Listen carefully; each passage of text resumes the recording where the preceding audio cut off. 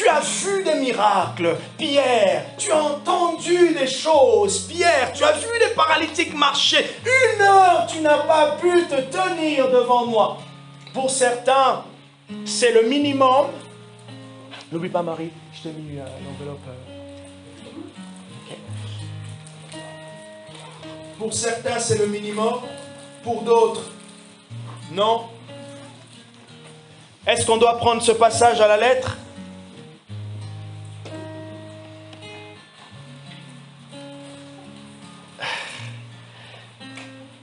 Allez, on va tous aller demander à Dieu. Alors, je pense pas, mais on voit quand même qu'il y a quand même une vérité derrière. Ce petit 1 heure, ce 1 heure de temps de prière. Alors, je nous encourage à participer à ce temps de prière. On sera ici pour certains.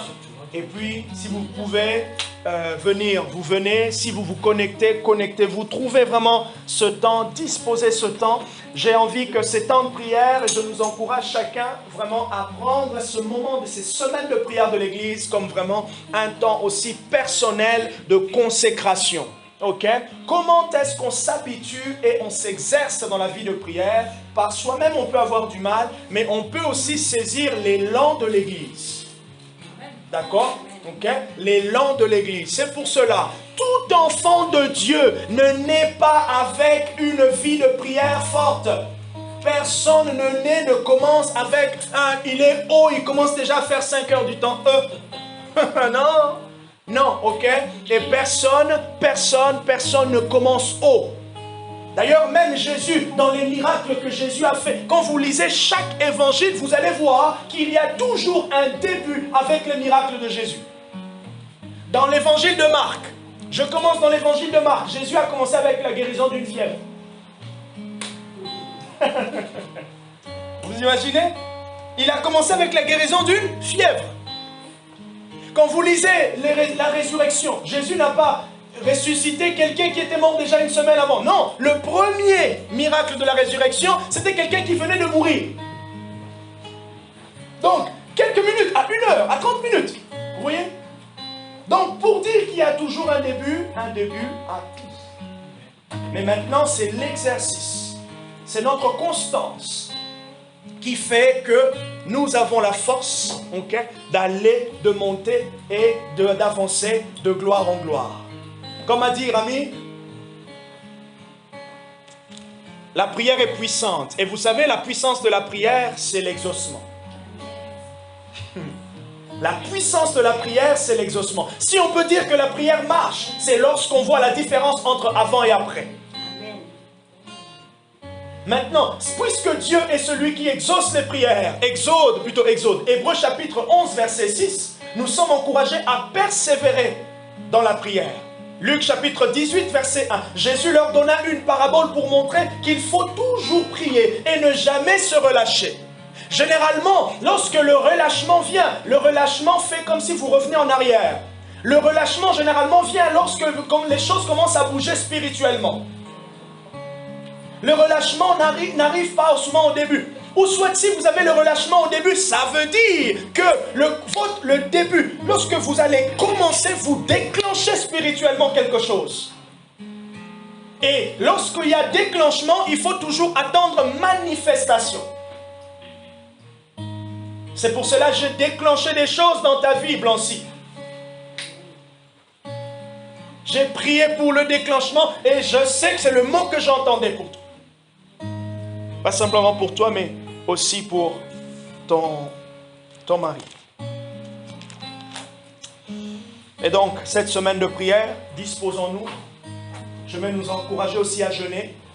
Et nous allons jeûner le mercredi et le vendredi.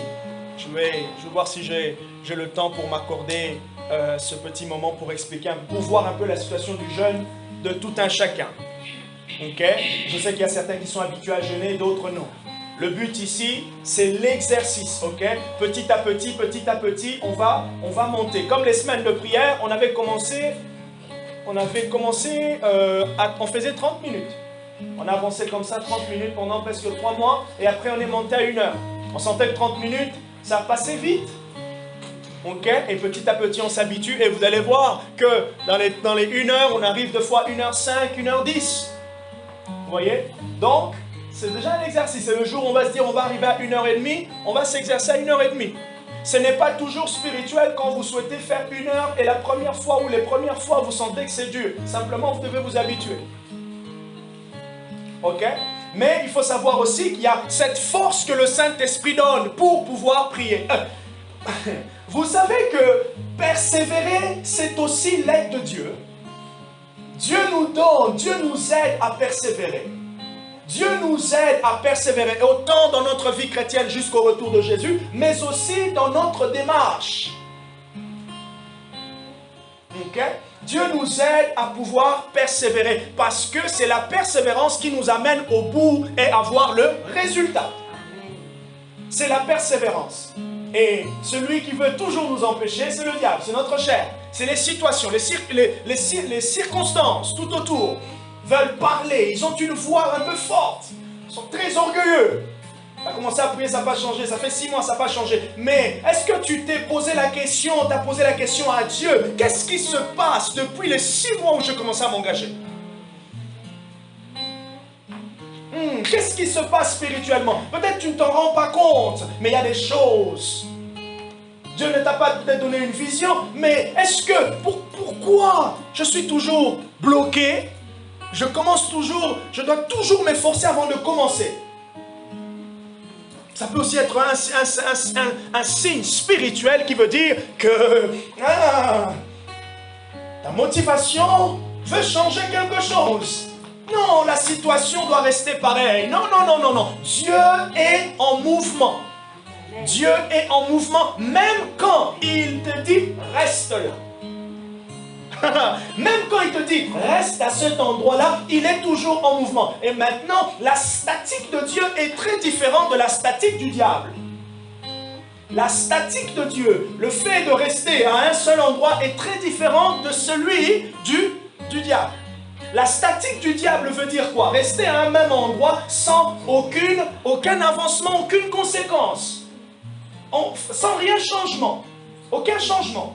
Mais quand Dieu dit attends, attends là, c'est qu'il y a un changement. Attends là, c'est qu'il y a des choses qui doivent se produire avant le prochain mouvement. Il y a une transformation. Il y a des manifestations, des choses qui doivent s'extérioriser.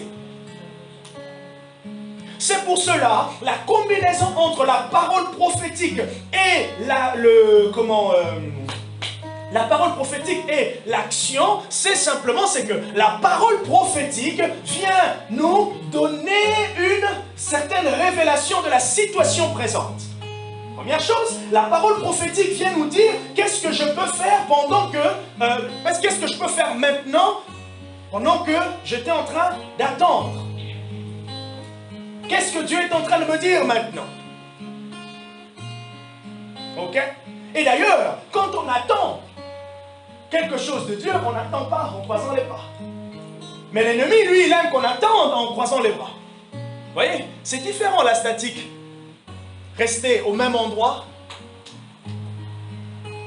pour l'ennemi et Dieu qui nous dit reste à cet endroit.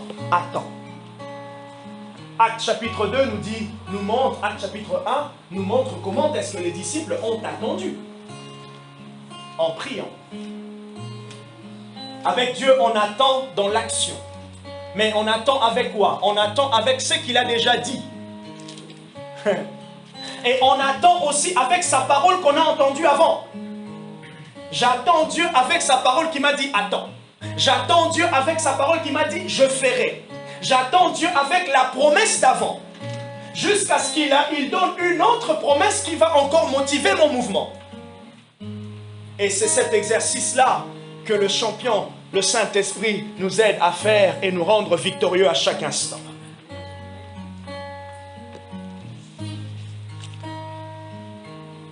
J'ai commencé à parler la semaine dernière de tout ce qui est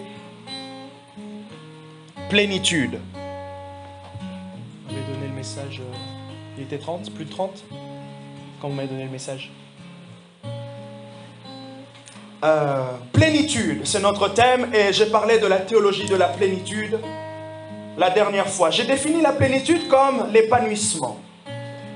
J'ai défini la plénitude comme l'état de ce qui est complet. J'ai dit que bibliquement, la plénitude se réfère à un état spirituel de satisfaction totale. Deuxièmement, c'est une certaine mesure de manifestation de Dieu. Tu as retrouvé ta Bible, Nicole? Oui. Elle m'a manqué. Elle t'a manqué. Et troisièmement, la plénitude signifie aussi qu'il y a un désir ou une soif spirituelle qui a été étanchée. Et quand on parle de plénitude, ce qu'on est en train de sous-entendre, c'est ces trois choses. Cet état spirituel de satisfaction où Dieu répond.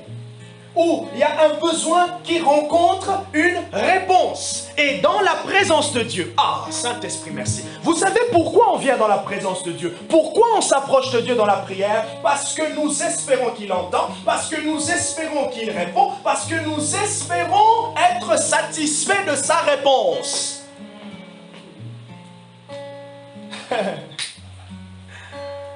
Alléluia. J'ai dit quelques vérités sur la plénitude. Je dis que spirituellement, l'état de tout homme avant Jésus est un état vide. Et de foi, lorsque nous sommes environnés, remplis, il y a beaucoup de problèmes autour, qu'est-ce que ça fait? On a l'impression d'être vide. On a l'impression d'être vide. En fait, en réalité, ce vide explique quoi? Ce vide explique qu'il y a un manque quelque part. Il y a quelque chose qui ne nous satisfait pas. Oh, parmi les indicateurs pour nous emmener à prier et les indicateurs qui développent même des warriors, des combattants dans la prière, c'est lorsque ces personnes ressentent un manque. Ils voient autour d'eux que cette situation, je ne l'aime pas. Et ils s'engagent maintenant à combattre avec Dieu, comme Jacob. Je ne te laisserai pas jusqu'à ce que tu m'aies béni. Ah, toi tu m'as visité dans la nuit, alors je te laisse comme ça partir. Non. Seigneur, tu m'as parlé, tu m'as touché. Saint-Esprit, tu m'as fait entendre. Alors je te laisse partir? Non. Qu'est-ce qui... Quelqu'un a dit, ma frustration, c'est ma vocation. Les politiques ont dit, de peuple français, que nous sommes des gens qui sont tout le temps insatisfaits. Ronronnement, c'est pour les chats. On est tout le temps en train de... C'est quoi? Ronchonne, marmonner, tout ça. Mais je discutais l'autre fois avec quelqu'un, c'est le fois important, la frustration qu'on peut ressentir sur les choses spirituelles, de les rediriger. Souvent, lorsqu'on est frustré, qu'est-ce qu'on fait? Oh, ça marche pas. Vous voyez, on prend le mauvais côté de la frustration. Est-ce que ce matin, tu peux prendre le bon côté de la frustration pour dire, Seigneur, moi je suis motivé à aller jusqu'au bout. Moi je suis motivé. Non, ça ne me convient pas. Des fois, je viens en prière. J'entre en prière. Santota, Ibrama, Seigneur, non. Seigneur, non. Saint-Esprit, non. Il y a des choses que je voudrais voir déjà. Il y a des choses qui doivent m'arriver. Oh, et quand j'insiste comme ça, je sens aussi intérieurement que mon... Oh, Jalapa, Rima, Santila, Haïna, Sata. Mais Seigneur, quelque chose doit se passer. Saint-Esprit, ou soit tu me dis le contraire, ou soit... Non. Ah, Sata. Et là, oh, Ripapa. Et là, je sens un moment Dieu dire, Jean-Marc, j'aime ça. Jean-Marc, c'est bien. Pourquoi? Parce que si vous n'êtes pas frustré... Non, pendant que ma femme, elle est psychologue, dans ses études, avec moi, quand je suis en train de... Ah non, Seigneur, non, je suis en train d'exprimer ma colère. Et qu'est-ce que je fais? Physiologiquement, on n'a pas le côté spirituel. Chérie, le bon côté, c'est quoi quand tu exprimes ton émotion? Le bon côté, quand tu exprimes ton émotion, c'est que... Le bon côté d'exprimer ses émotions. Oui, donne-en quelques-uns. Ah, physiquement, on protège notre santé. Voilà. C'est déjà pas mal. Oui. On répond à nos besoins. Voilà, on répond aussi à nos besoins. Donc, en fait, je ne suis pas en train de pécher. Vous voyez un peu? Donc, même physiquement, le Jean-Marc qui devait... Vous voyez, il commence... Parce que, soit je rentre un peu dans... Oh, ça marche pas. Du coup, petit à petit, oh, ça Salut Jean-Marc, je m'appelle Dépression, comment tu vas? Je te dis bonjour. Tu m'as appelé Jean-Marc. Vous voyez, la dépression, toutes ces petites choses, ça vient, ça rentre petit à petit. Et même ce moment-là dans la prière où tu devais prendre les taureaux par les cornes et dire à ce taureau, allez tiens, tu vas le jeter quelque part. Non, tu le fais plus. Mais quand tu fais ça, physiquement, tac, il y a des choses qui partent. Donc même physiquement pour ton corps, c'est bien. Mais maintenant, spirituellement, pendant que tu es en train de dire ça, le Saint-Esprit est en train de te rappeler les passages. Tu es en train de même de dire, Seigneur, la parole prophétique. Le pasteur, Seigneur, ça fait 6 mois quand même. Seigneur, ça fait 6 mois. Ok, oui, c'est vrai, Seigneur. Je ne connais pas certaines données. Mais là, Seigneur, parle-moi un peu. Seigneur, s'il te plaît. Non, non, non, non. Ah, attends. Maintenant, là, tu pries en langue. Maintenant, là, tu es dans une attente. Même ton cœur est en train de se positionner lui-même à l'exactitude de ce que Dieu aime lorsqu'on est dans sa présence. À ce moment-là, tu dis, Seigneur, parle-moi. Seigneur, parle-moi. Et tu as tellement, et tu t'attends vraiment qu'à ce qu'il puisse te parler. Et c'est là que tu te rends compte qu'une parole va monter. C'est là que même tu vas voir que la paix va venir. Pourquoi? Parce que tu as pris les taureaux par le corne. Tu n'as pas fait comme les... Non. Tu as pris le taureau et t'as dit, allez, vas-y. Je pris position. Et en ce moment-là, il y a un caractère nouveau. C'est Agnac.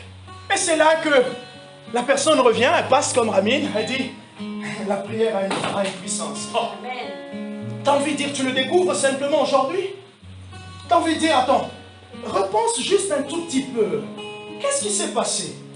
Non, je me suis dit à un moment, j'en ai marre. Je me suis dit à un moment, il faut que ça arrête.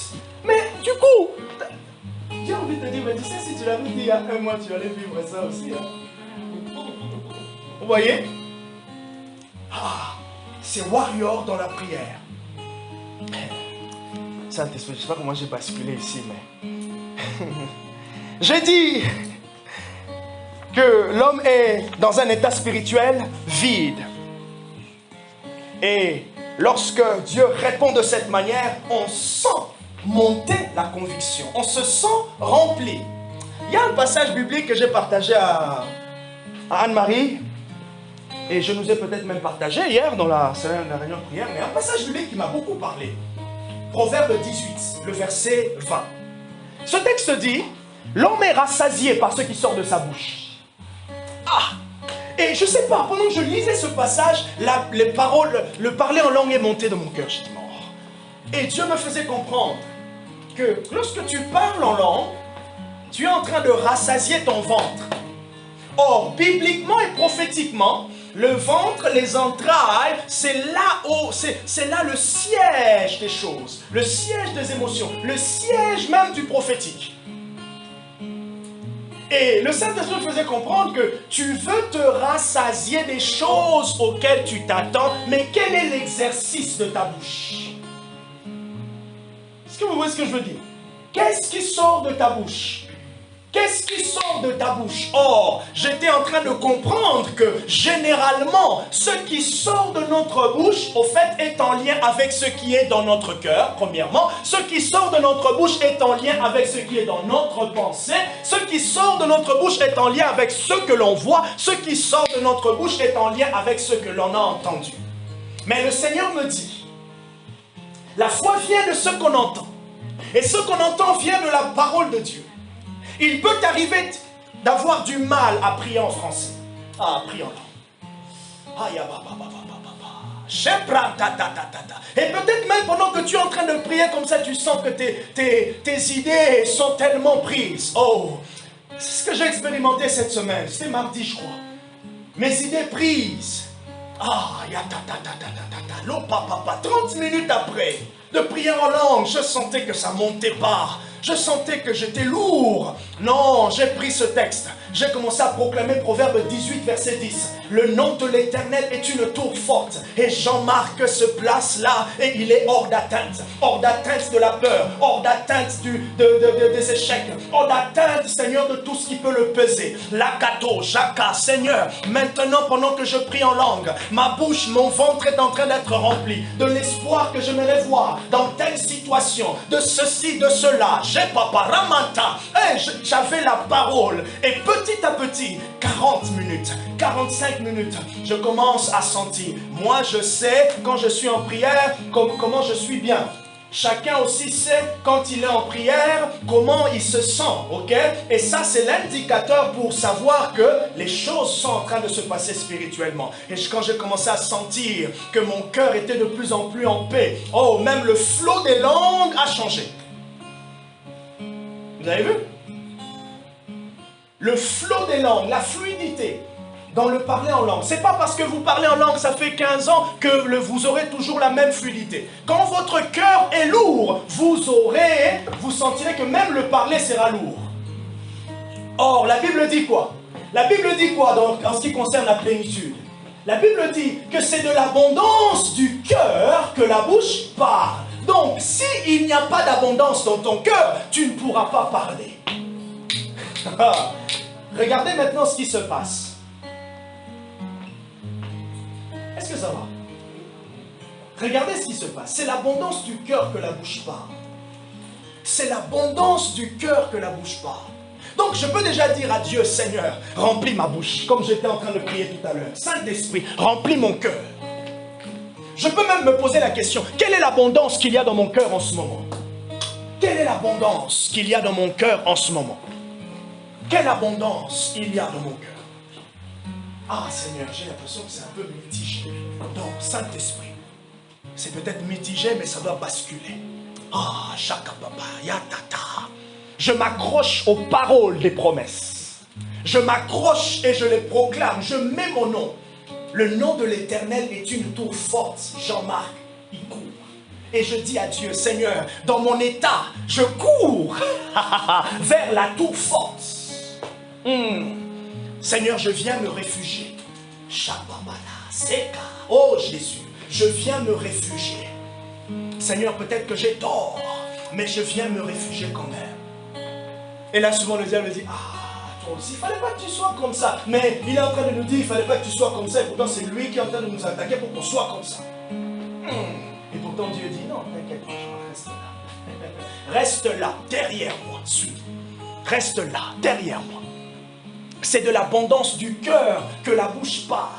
Et maintenant, moi j'ai envie de me rassasier des choses. Alors, il faut qu'il y ait un lien entre l'expression de ma bouche et ce que je vois. Il faut qu'il y ait un lien entre l'expression de ma bouche et ce que j'entends. Il faut qu'il y ait un lien entre l'expression de ma bouche et ce que j'ai dans la parole, dans les Écritures. Ah, je prends mon cahier de prophétie, je prends mes cahiers de paroles, je prends ma Bible, ces passages bibliques, je le garde, je le proclame à haute voix. Le nom de l'Éternel.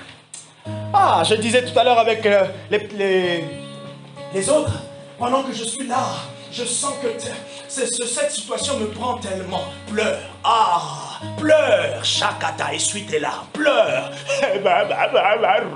Pleure. Shaka. Le fait que tu pleures, c'est aussi bien pour ta santé, mais le fait que tu pleures aussi devant ton papa, ah, je me rappelle une fois, j'étais en prière, à genoux, j'ai mis ma Bible, Ritasko, Britas, Taya, Shoto, j'ai prié, à un moment donné, mon cœur a commencé à pleurer. Oh, les larmes ont coulé, j'étais comme ça, les larmes ont coulé sur la page de ma Bible. Oh, quand je me suis relevé, j'ai dit oui, ça. Au moins, je me rappelle de ce jour où j'avais prié, j'avais mouillé ma Bible de mes larmes. Ah. Et quand tu te relèves comme ça, tu as pleuré déjà physiologiquement, tu es bien. Mais spirituellement aussi, tu peux ressentir que, oh, on dirait que Dieu m'a écouté. Amen. Oh, pourquoi je vais retenir mon émotion dans la présence de Dieu? Pourquoi je vais me retenir dans mon émotion dans le temps de prière? Non, non, Maya, Saka, je crie, je saute, je parle à haute voix. Non, j'ai dit non, Seigneur. Pourquoi je me retrouve ici? C'est pour ne pas déranger les voisins à la maison. Et là, je peux crier, Seigneur, non, non. Et là, pendant que je dis ça, le Saint-Esprit peut me montrer des choses. Et quand je ressors, qu'est-ce que je ressens? Je me sens bien. C'est ça la plénitude. Vous voyez ce sentiment à la fin, là, quand j'ai été devant Dieu, je dis, ah, c'était comment? C'était un peu bizarre, c'était, oh. Et là, quand je ressors, je sais que j'ai parlé à mon papa. Laissez-moi nous dire que jamais, et alors jamais, Dieu va nous reprocher notre attitude dans sa présence. Jamais. Oh, moi je viens toujours, je pleure. Jamais Dieu va te reprocher ton attitude. Jamais. Jamais. Parce que notre attitude, ok, est d'une certaine manière l'image de notre sincérité. Comme on est. Oh. Ah, tu te sens pas bien? Tu veux prier comme si tu te sentais bien? C'est là vraiment que tu vas te rendre compte que 30 minutes. C'est long. Tu te sens très bien? Prie comme tu te sens. Tu te sens un peu, dis à Dieu, Seigneur. Vous voyez? Je parle à Dieu, Seigneur. Ah, merci. Des fois, tu rentres en prière avec ce qu'il a fait, ce qu'il a dit. Shakata. Oh Saint-Esprit, c'était beau ce matin. Saint-Esprit, merci pour cette parole. Shakata lama. Yapa. Saint-Esprit, merci pour ce passage. Je suis content. Yaka papa. Je suis content, Jésus. Tu m'as parlé et j'ai vraiment reconnu comment tu l'as fait. Seigneur, on a prié hier et directement, Seigneur, tu as répondu aujourd'hui. Ah, merci pour mes 2 ventes. Saint-Esprit, merci parce qu'il en reste 12 et je sais que tu vas encore ajouter 15. Je sais qu'il y en aura 22. Saint-Esprit, je suis content. En tout cas, pour aujourd'hui, Saint-Esprit, tu as fait ma joie. Ah, je parle à haute voix. Il n'y a pas là. Et même, j'encourage, tu sors. Quand tu arrives, tu vas, tu touches les voitures. Tu touches les voitures. Au nom de Jésus. Ah, ces voitures sont pour les prix. Oh, ces voitures sont pour les dîmes de l'église. Je rigole. Mais c'est vrai, c'est vrai. D'une certaine manière aussi. Ah, Seigneur, ces voitures, tu peux m'aller, ouais, Seigneur, merci. Oh, Seigneur, merci parce que ces voitures me permettront de te louer. Oh. Là, tu es prophétique. Tu sors là, ta pause. Tu regardes les voitures. Tu vas bientôt partir, Qui es-tu, Jorubabel? Qui es-tu, BMW, pour résister? Bon, bref, ok? Et là, qu'est-ce qui se passe maintenant? On ressent en fait, la plénitude c'est ça. C'est cette satisfaction qui vient lorsqu'il y a une réponse. Cette satisfaction qui vient. Et cette satisfaction, c'est Dieu qui veut le faire. C'est Dieu qui répond. Je vais terminer par ceci. C'est vrai que la tournure de mon message était un peu différente, je le reconnais. Mais, c'était sympa? Ben oui. Ça nous parle? Oui, ça vous parle, c'est très bien, c'est très bien. Du coup, lorsque la Bible parle de plénitude, déjà j'aimerais mettre quelque chose ici. Nous ne pouvons pas avoir cette, vous savez, cette mentalité ou cette réflexion comme si on est trop égoïste devant Dieu. Un peu égoïste, non, on est trop demandeur. Ok? Pourquoi je dis ça? Simplement parce que, comme le texte de Jacques qui dit, hein, demandez, vous ne recevez pas parce que vous demandez mal pour satisfaire vos propres besoins. Maintenant, comment est-ce qu'on apprend à bien demander? Première chose, parce que Dieu lui-même, il voit aussi nos cœurs et nous entraîne dans ce cheminement où notre demande va rencontrer sa bonne volonté. Donc Dieu le fait de fois sans qu'on le sache, mais il nous fait participer aussi. Et parmi les éléments qui rentrent en compte dans la collaboration entre nous et Dieu, c'est le temps qui est entre ta prière et ton exaucement. Donc ce temps-là, 1 mois, 2 mois, 6 mois, bref, ce temps-là participe aussi à une formation intérieure de ton caractère. Pour exemple, Anne. Anne qui était stérile. La Bible dit, Dieu a permis qu'elle soit stérile. Maintenant, vous allez voir que chaque année, il est dit dans 1 Samuel, le chapitre 1, que Anne allait dans l'église pour pouvoir prier. Mais ce jour-là, elle a prié différemment. On peut comprendre qu'elle disait, Seigneur, donne-moi un fils. Seigneur, je n'ai pas ceci. Seigneur, je n'ai pas ça. Mais ce jour-là, elle a dit, Seigneur, si tu me donnes, tu auras ta part. Vous voyez? Si tu me donnes, je vais le consacrer. Maintenant, ce que le Saint-Esprit fait, c'est qu'il va nous conduire dans ce moment où nous sommes en train d'intercéder pour une situation qui dure. Il nous conduira afin que la manière dont nous allons prier, ça soit selon la volonté de Dieu. Et c'est ce jour-là où tu pries, tu sens que Dieu m'a écouté aujourd'hui. Comment se fait-il que l'autre jour ne t'avait pas écouté? Non, c'est qu'il t'a simplement conduit. Alors, est-ce que les autres jours, il ne t'avait pas conduit? Sûrement pas. Mais il se peut aussi que les autres jours, il y avait un peu beaucoup de toi qui ressortait dans ta prière. Et ça, il ne faut jamais regarder ça dans un mauvais côté. Non. Plutôt apprécier la manière dont, avec Dieu, j'apprends maintenant à prier selon sa volonté. Vous voyez? Non. Et maintenant, quand je comprends cela, je vais peut-être avoir un souvenir. Je me rappelle que lorsque je priais pour telle chose, j'avais dit ça à Dieu. Et peut-être pour une autre situation, tu vas aussi commencer à te positionner. On ne va pas toujours être dans les formules faciles. Seigneur, si c'est ta volonté, tu me le donnes. Si ce n'est pas ta volonté, tu ne me le donnes pas. Non, ça c'est une formule facile.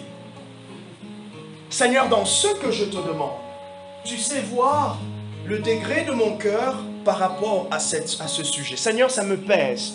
Mais aussi, je m'ouvre totalement pour comprendre comment toi, tu pourras m'enseigner à procéder. Seigneur, je ne te cache pas que ça me pèse. Mais au-dessus de ça, Père, je prie que ta paix vienne surplanter. Et j'aimerais voir ta main. Saint-Esprit, merci. J'aimerais voir ta main, ta direction. Saint-Esprit, merci pour ta sagesse. Vous voyez? Et Saint-Esprit, je m'ouvre totalement afin que tu me montres, afin que tu m'enseignes. Amen. Merci Jésus. Et là, je sais que Dieu est mon papa. Comme a dit une chanteuse, Dieu est un papa responsable. Et comme je peux dire pour les entrepreneurs, Dieu est un patron responsable. Amen. Ah, je m'attends à lui. Ah, je sais qu'il va répondre. Je sais qu'il va m'apprendre. Il m'apprend à prier. Le Saint-Esprit m'apprend à prier. Dieu m'apprend. Pourquoi? Pour qu'à la fin, la satisfaction que j'aurai sera les louanges qui sortiront de ma bouche. Les louanges sont quoi? Les louanges sont simplement le résultat d'une satisfaction. Si je reviens avec l'exemple de Anne, qu'est-ce que l'on voit? Dans le chapitre 2, Anne, elle a chanté les louanges. 1 Samuel, chapitre 2. Anne, elle a proclamé. Pourquoi? Parce que Dieu a répondu. Ce jour-là, elle a dit, si tu me donnes un fils, je le consacre. Dieu a dit, bon, écoute, les deux parties sont d'accord. 9 mois après, Samuel est venu. Israël a eu son prophète. Dieu veut aussi avoir sa part. Ou je dirais, Dieu a sa part dans ta vie. Voilà pourquoi il nous invite à cette collaboration. Voilà pourquoi il est dit, fais de l'Éternel tes délices. Saint-Esprit, le positionnement de mon cœur, l'alignement de mon cœur par rapport à ce que je demande. Et c'est comme ça qu'on arrive à cette satisfaction. La plénitude spirituelle, je disais, elle est donnée comme cette réponse à cette soif, à ce besoin. Et dans ce sens, l'Écriture parle de satisfaction. Prenez, notez de côté ce passage, Psaume 36, le verset 9. Est-ce que quelqu'un peut me lire? Ça, c'est mon passage. Ah, j'aime ce texte. On dirait que j'aime beaucoup les textes qui parlent de la nourriture. Bon. J'avoue, j'ai pas honte de le dire. Psaume 36, verset 9. Non, c'est un très bon passage. Il y a dans ta maison de la graisse. Quelqu'un l'a trouvé? Vas-y, Prigma. Il sera sasi de l'abondance de ta maison. Ah, attends. Il sera sasi de l'abondance de ta maison. Dieu me rassasie de l'abondance de sa maison. Dieu me rassasie de tout ce qu'il y a de bon pour moi pendant ce moment où je me tiens devant lui. Dieu me rassasie.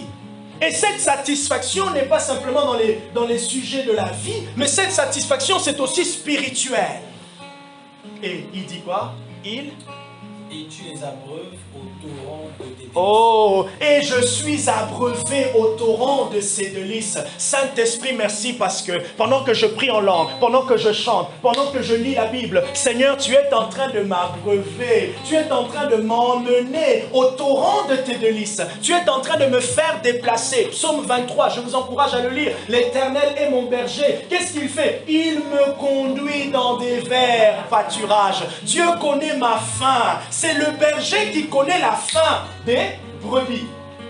Je vais m'arrêter là. En gros, qu'est-ce qui se passe? Le berger connaît la faim de ses brebis.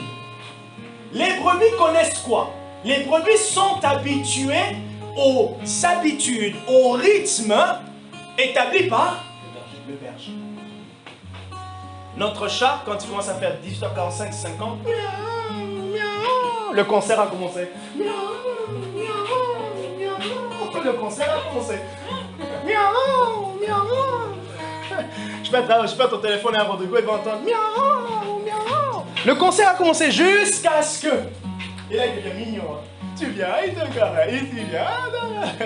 Pourquoi? Il est habitué. Même si on va dire que oui, l'horloge des chats et tout ça, oui. Si on l'avait habitué à 20h, il viendra à 20h. Si on l'habituait à 20h30, il viendra. Et encore, si ce jour-là on est sorti et on revient à 23h30, il a maintenant l'habitude de nous attendre à la porte. Il entend, on est en bas, on est au premier étage, au rez-de-chaussée déjà.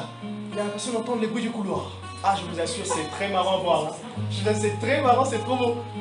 Quand Barbara arrive et que moi je suis en train de travailler, une fois il était en train de dormir, il s'est réveillé. Déjà quand il s'est réveillé brusquement, il a commencé à bailler, mais tu sais, il baille en même temps, en même temps. Et là, tac, tac, tac, la porte du couloir s'ouvre. Il s'est étiré, il est descendu. Et là, il a compris que c'était ça, c'était chez nous, c'est Barbara. Papa, miaou. Et il accueille. Bref, l'horloge, si on peut dire des chats, bien sûr, mais il y a une habitude derrière. Et si nous sommes les brebis du Tout-Puissant, il va nous conduire dans notre vert pâturage, afin que nous ayons l'habitude de la nourriture de Dieu, nous ayons l'habitude de l'exaucement. Cette habitude peut être un jour après, 2 mois après, 3 semaines après, bref, tout de suite aussi, cette habitude, bref, c'est le bon berger. Pourquoi? Il y a de l'abondance. Est-ce que pendant que tu vas prier, est-ce que tu peux penser à cette abondance? Cette abondance, Paul nous dit dans Éphésiens chapitre 3, verset 20, hein, car Dieu peut faire au-delà de ce que nous pensons et ce que nous avons demandé. Alléluia, applaudissons bien ton chat, au-delà de ce que je pense. Donc Dieu dit, oh, tu m'as demandé 3, mais moi j'aimerais bien que j'en ai 5, même 6. Ah bon, Seigneur? Oh, ben oui. Bah pourquoi tu le fais? Bah pourquoi je le ferais pas? Vous voyez? Donc Dieu peut faire au-delà de ce que nous pensons. Parce que les ressources de Dieu sont illimitées. Et si Dieu le fait, qu'est-ce qu'il va provoquer? Il va provoquer une plénitude. Cette plénitude va ressortir avec quoi? Des louanges. Des louanges. Tous les mots, les 20 mots qu'on a cités, ça viendra comme ça. Et vous allez voir même que, en fait, on dirait que vous allez même dire des mots qui sont plus par rapport à vous. Et c'est là que je vous dis, tout ce que l'on a dans la Bible, les noms de Dieu qui ressortent dans la Bible, elles sont venues, cette révélation, c'est lié aux situations. Les gens ont vécu des choses, Dieu s'est révélé, comme Moïse, Abraham. Comment il a dit j'irai? Jéhovah j'irai. C'est parce qu'à Dieu lui a dit, va sacrifier. Ok, il a obéi, il arrive là, Dieu lui dit, non, arrête, il y a quelque chose que j'avais déjà prévu. Moi j'ai dit, mais tu n'aurais pas me le dire avant? Tu aurais pu me le dire avant, hein? Mais il a obéi. Et là il dit, en gros, à la montagne de l'Éternel, il sera toujours pourvu. Il a fait le lien entre Dieu, la situation et la réponse de Dieu. C'est pour cela, dans les noms de Dieu, Dieu se prend, il est totalement ouvert afin qu'on le définisse en fonction de ce que l'on sait et l'on a expérimenté de lui. Et ça, c'est une manière de s'approprier la révélation divine. Je m'arrête là pour ce matin.